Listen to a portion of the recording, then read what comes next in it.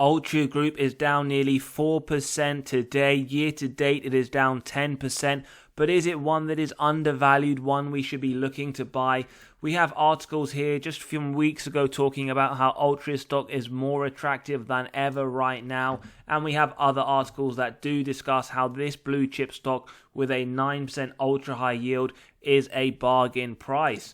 So let's take a look at this company. We will, as always, with the updated numbers, run it through our intrinsic value calculator and get to our acceptable buy price given our investor margin of safety. We'll also do the usual very high level review of their top line revenue as well as their bottom line, looking based on the updated numbers how safe this company continues to be in relation to that dividend payout, and we'll see how they've performed for the year end in terms of their performance from their competitors, and we'll also look at their dividend safety and some very important financial metrics. And finally, we'll see whether or not the institutions have been adding shares in the latest quarter.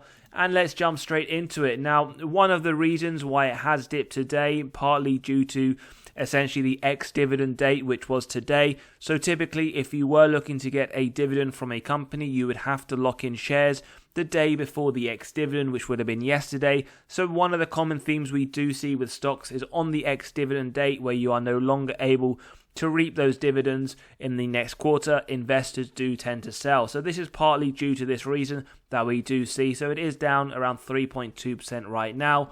Now, in terms of the 52-week range, it is pretty much right there towards that 52-week low and does offer a very high yield of 9.45%. Over the last 10 years, however, we do see it up only really 7%, not the greatest. Bear in mind, it doesn't include those dividends reinvested. And what we can see is it hit its all-time high quite some time ago, pretty much 2017. So we are talking about 6 years ago. So let's take a look whether this is one that we should be looking to add or even considering. Now, on the top line, typically 3 to 7% is what we want. 19.6 billion reported in 2018.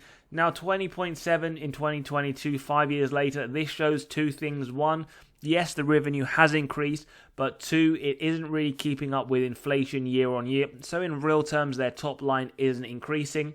And the trailing 12 months is showing that for December 2023, we are expecting the top line to be fairly flat.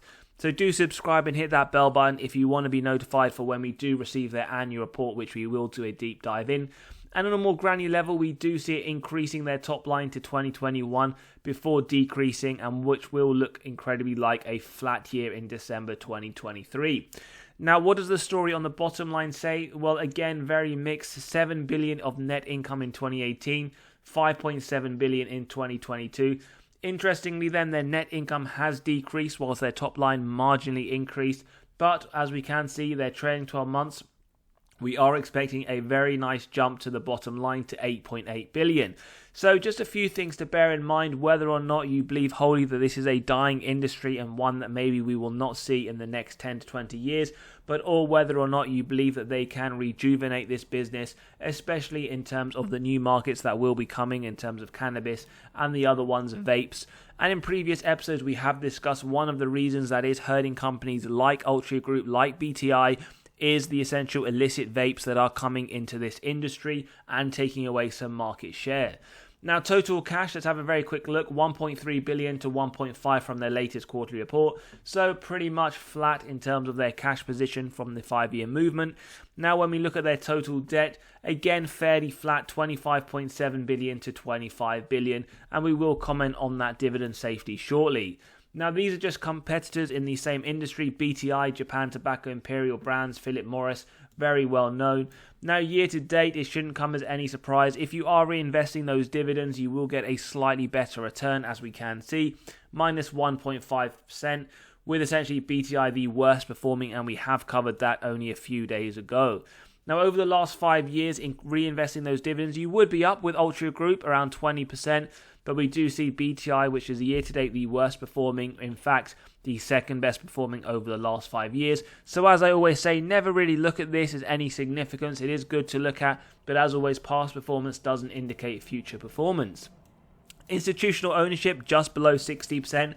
Now, it's quite interesting to see that, yes, 4.4 billion worth of outflows from the company over the last 12 months, but around 55 billion worth of inflows in the same period. So institutions are buying this. Whether or not that is the right move, that isn't something that we can say. We don't have a crystal ball, and as always, we don't tend to copy what the institutions do. Q3 did see their biggest inflow, as we can see. Q3 pretty much flat in terms of both inflows and outflows, but overall we can see it isn't one that they do tend to buy or sell quite frequently. These are very small numbers in comparison.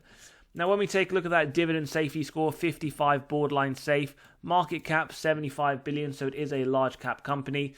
Recessionary metrics, well, interestingly, they increased the dividend during the last recession. They had a whopping negative 50%, which was well below the S&P's negative 12% recession sales, but they did significantly outperform the S&P with a negative 20% return versus the S&P's negative 55%. Now, dividend growth, this is what I like to see. They do tend to target mid to high single-digit increases year on year. August 2023, this year, what this shows is that you are getting an increase in line with inflation or thereabouts. Remember, the inflation on average is around 4% in the US over the last 40 years, but you are also locking in a very high yield. Last 5 years, even better, 8% increase. Last 20 years, 2%, not the greatest. So there is quite a bit to digest there. On top of that, they are a dividend king. They have increased those dividends for the last 50 years or more. Now, dividend yield theory, those that are new, it says that a company is undervalued when the current yield sits above the 5-year average. So this is our first sign of undervaluation. But do please keep in mind that we don't look at any of these models in isolation, and we will draw conclusions towards the end. Forward PE, 8 versus 9. So again, another sign of undervaluation. And we can see it is significantly lower than that consumer staples PE. Now, let's take a very quick look at the free cash flow payout. Remember, earnings susceptible to manipulation by management through accounting. So let's take a very quick look. Now, 2020 to 2022, we do see it pretty much around that 70% region. 2023 expected to go even lower. So I would like to see next year as well in the dividend increase around that 5 to 10%. So looking safe so far in my eyes based on this information. $2.12 in the free cash flow, 502, so they've more than doubled the free cash flow over the last 10 years. 2023 expected to go even higher. Lots to love right now in terms of Altria Group. Now, one of the things that we need to come back down to reality with this company is that it is very, very telling that the industry is dying. If you do look at the sales growth, you're not even getting that 3 to 4% increase as a minimum to keep up in line with inflation. So in real terms, yes, the top line is decreasing. 2022, negative 2%. Now, a lot of people may say, let's wait another few years before we see the effects of the other sectors that can really rejuvenate this company. The cannabis sector, the vapes. Let's take a look. But what we can see, if we do look at the last 10 years, they are struggling to keep up with inflation. But one thing that we did note when we analysed the income statement is, yes, they may be struggling on their top line, but their bottom line is increasing, which you could argue is more important. And if they continue to increase their bottom line net income, then that really top line decrease may not affect them as much as you would maybe think. Sales, how does that look? Well, 17.7 billion to 20.7 billion over the last 10 years. And very nicely, they have bought back around 10% of shares over the last 10 years. And that shows that they are returning excess cash to investor pockets. ROIC, well, what's not to love? Well above that minimum 10% I look for on the channel. So we can see it is effectively showing us that management are able to efficiently allocate their capital. 51% expected in 2023. Operating margin, great that it's consistent, and one other thing to note, that is increasing as well, so lots to love on their margins, as well as that free cash flow margin, a very similar story. 2023 expected 54%. Net debt to EBITDA, now this is the earnings before interest, tax, depreciation and amortization. It shows us essentially the number of years it would take the company to pay off all of their debt net of cash on hand, and shows us the strength of the company's balance sheet as well as that dividend safety. Now it is 1.85, below 3, which is the maximum you look for in the tobacco industry. And that is pretty much expected to be the same in 2023. So very strong in my opinion. So there are no real concerns for me with regards to Altria's dividend safety at this moment in time.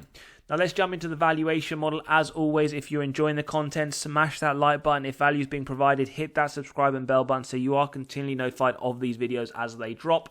And don't forget to click on that pinned comment below if you want to get to the intrinsic value and acceptable buy price of companies in your own portfolio.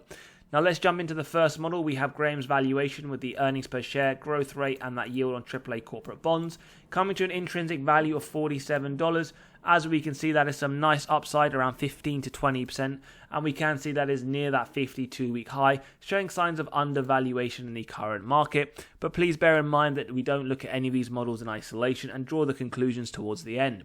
Multiples valuation model, we have the P multiples of the essential competitors. We have their average multiplied by the earnings per share of Mo to get a stock price of $61. Again, significant upside, in fact around 50% of the current trading price and well above that 52-week high. We then move on to the DDM model, where we have the average growth rate at 4.15%, keeping in line with inflation at a minimum over the last 5 years. Forward looking, I've gone a lot more conservative at 1%. As always, if you want to grab a copy of the model, you can play around with these numbers based on your own investment thesis and optimism or pessimism. DDM price coming to $57. Again, strong upside to the current trading price and above that 52-week high. Finally, we get the DCF model, where we have the free cash flow year on year. Average growth rate of 11%. Now, forward looking, we have gone more conservative than analyst estimates with a negative 2% decrease year on year. With that discount rate, present value of future free cash flow and terminal value, add the cash and some of the free cash flows, less the debt, equals the equity value, divide by the shares outstanding to get a DCF price of $49. Again, pretty much at that 52-week high, around 20% upside to the current trading price. We then get to the intrinsic value, which remember is just the average of the models that we have gone through in today's episode for Altria Group, which is all 4. Don't forget, smash that like button if you've been enjoying the content. Hit that subscribe and bell button so you are continually notified of these videos as they drop. Now, margin of safety, as always, we start off with 10% if we believe it has a wide moat, strong financial metrics, good forward-looking data. That will really come down to the investor preference. We've gone for 10%. Now, if we increase that to 15%, it is a buy up to $45. At 20%, up to $42.73. And at 25%, around that $40 mark. Now, personally, this is one that I do hold for full transparency, and it is one that I even added to today. It is one that I do like in terms of the valuation. It does have, in my opinion, around a 20 to 25% margin of safety. But there are risks to consider, whether or not you do believe this is a dying industry, or whether or not you do believe that in the next few years we will see them pick back up that revenue and see larger increases year on year. There is also regulation that we have talked about considerably on the channel for the Altria Group, as well as British American Tobacco and the just tobacco industry as a whole, with countries looking to ban these products, although we have seen some reverse that decision. In terms of Wall Street, well, what do they say? Well, they see around 15% upside. So in conclusion, for Altria Group, we see around a 20 to 25% current margin of safety, with Wall Street expecting around 10 to 15% upside. And don't forget, you are also looking at a very high yield now. As always, though, do let me know your thoughts in the comments below. Is Altria Group one that you have been adding to? Is it one maybe you've sold? Let us know your reasons. And as always, smash that like button if you've enjoyed the content. Hit that subscribe and bell button so you aren't forgetting when these videos drop. And finally, click on that pinned comment so you can grab a copy of the intrinsic value calculator to get to the acceptable buy price of companies in your own portfolio. As always, have a great day. Catch you all on the next episode and take care.